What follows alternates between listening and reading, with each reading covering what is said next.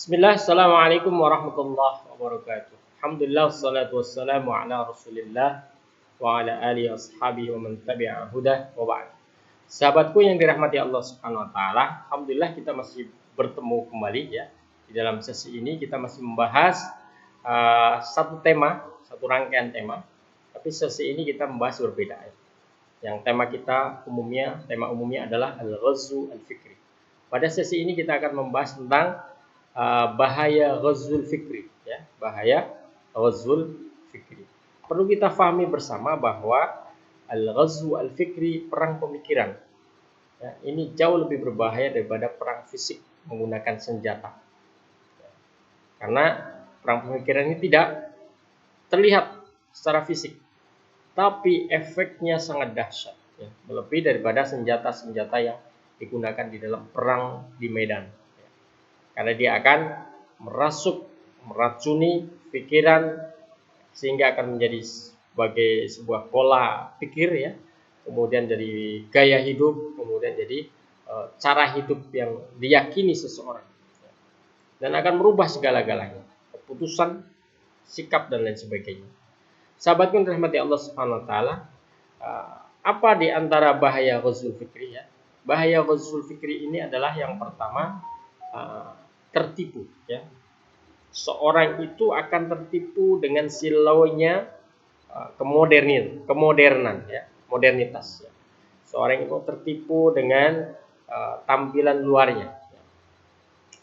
Sehingga dia meyakini bahwa apa yang ada di hadapannya ya, yang dilihat itu adalah sesuatu yang benar, sesuatu yang lebih baik daripada yang lainnya. Ini ghazwul fikri seperti itu. Bagaimana tidak? Alat-alat teknologi yang modern, yang canggih ya, itu akan meyakinkan seseorang satu-satunya solusi ya. Apalagi modernitas itu dilihat di depan mata. Eropa modern, Amerika modern, Australia modern ya. Tapi ingat, itu modern dalam bentuk fisik ya.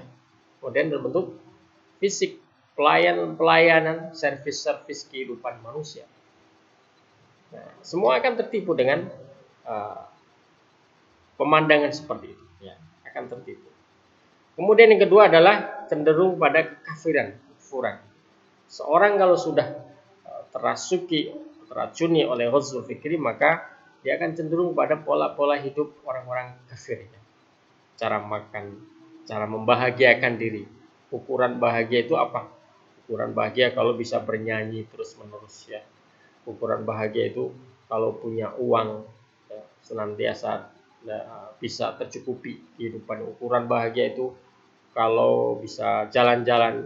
Itulah ukuran-ukuran mereka ya. Ukuran bahagia menurut mereka ya, jadi cenderung pada kekufuran pola hidup orang-orang kafir ya.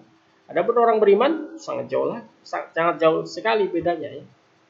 Bahagia kalau dekat dengan Al-Quran, bahagia kalau bisa menikmati ibadah, bahagia kalau bisa zikir, bahagia kalau bisa berbagi dengan yang lain ya, bahagia kalau banyak sekali ya. Sangat jauh bedanya dengan pola hidup orang-orang kafir ya.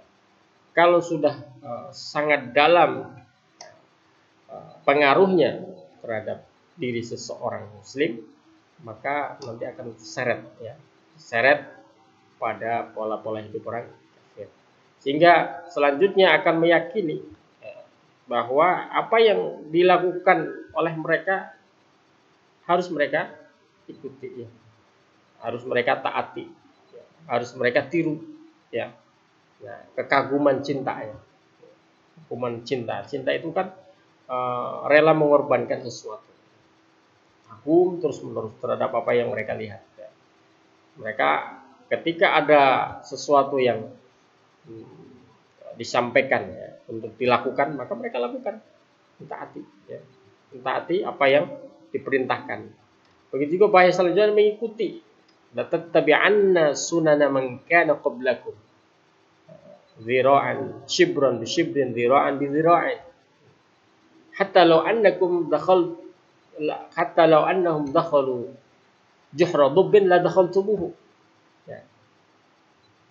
Pasti kalian suatu saat akan melihat fenomena di tengah-tengah umat itu, mereka mengikuti cara hidup orang-orang yang sebelumnya.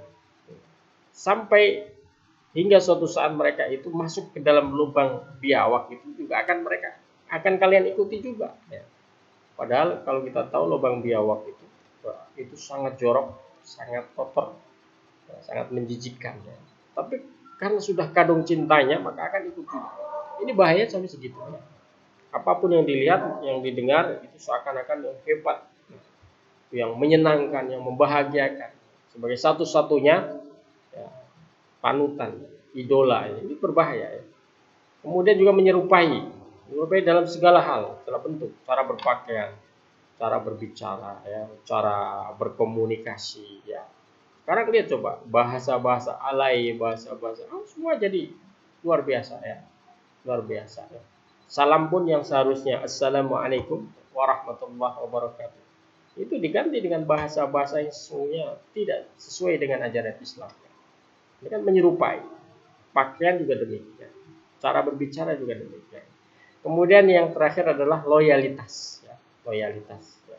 Loyalitas itu artinya apa? Artinya sangat terikat sekali hatinya, pikirannya, perasaannya kepada mereka. Ya. Padahal faktanya mereka sebenarnya sedang dijajah. Tapi karena sudah sekian lama dengan berbagai macam cara, media, pers, lembaga pendidikan ya, dan lain-lain, akhirnya mereka tidak terasa. Maka timbullah loyalitas, al-wala, loyalitas kepada mereka, orang-orang kufar ya, al-munafiqun ya, orang-orang kafir dan orang-orang munafik yang meracuni pola pikir umat Islam. Sahabatku yang dirahmati Allah Subhanahu wa taala, sehingga setelah bahaya ini mewarnai kejiwaan umat, maka tampaklah karakter-karakter di dalam diri umat ini ya. Merasa rendah diri, ya, suka mengekor, bahkan bahaya yang luar biasa ini. Nauzubillah min dzalik ya, dilaknat oleh Allah Subhanahu wa taala. Arti dilaknat itu apa? Dilaknat itu al-bu'du an rahmatillah. Apa? Al-bu'du an rahmatillah. Dijauhkan, al-bu'du min rahmatillah. Dijauhkan dari rahmat Allah Subhanahu wa taala. Kalau seorang itu dijauhkan dari rahmat Allah, itu kan berarti Allah tidak lagi akan memberikannya, mencurahkannya kasih sayang. Kalau ada masalah, kalau ada sesuatu yang mungkin sulit di dalam kehidupan, udah dibiarkan saja oleh Allah Subhanahu wa taala. Kalau bingung, dibiarkan aja oleh Allah. Jadi, ini namanya laknat ya. Laknat adalah al-bu'du min rahmatillah. Dijauhkan dari rahmat Allah Subhanahu wa taala.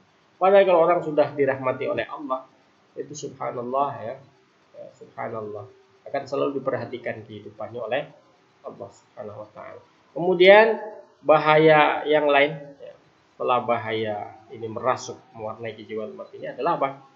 Mudah mencair dan lebur. Ya, mencair dan lebur. Artinya apa?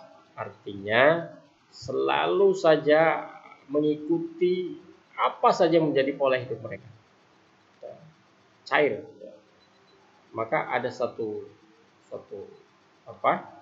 konsep ya, satu pegangan kaidah, nahnu nakhtalit walakin natamayyiz. Apa?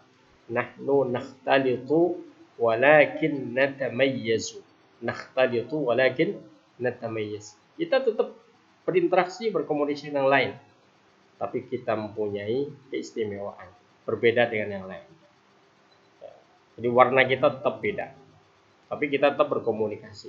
Jadi bukan berkomunikasi berbaur menjadi lebur ya, nggak bisa.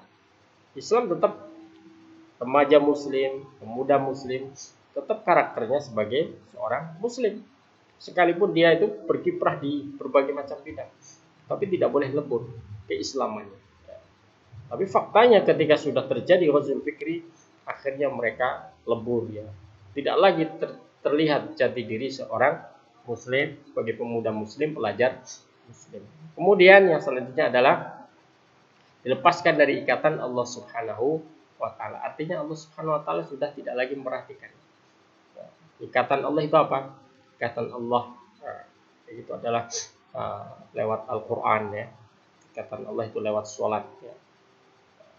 Disitulah Allah Subhanahu wa taala akan sesungguhnya akan menjaga seorang hambanya. Tapi setelah mereka sudah terpengaruh teracuni husnul fikri ini, Allah tidak akan peduli lagi dengan ikatan Allah itu dilepas ya.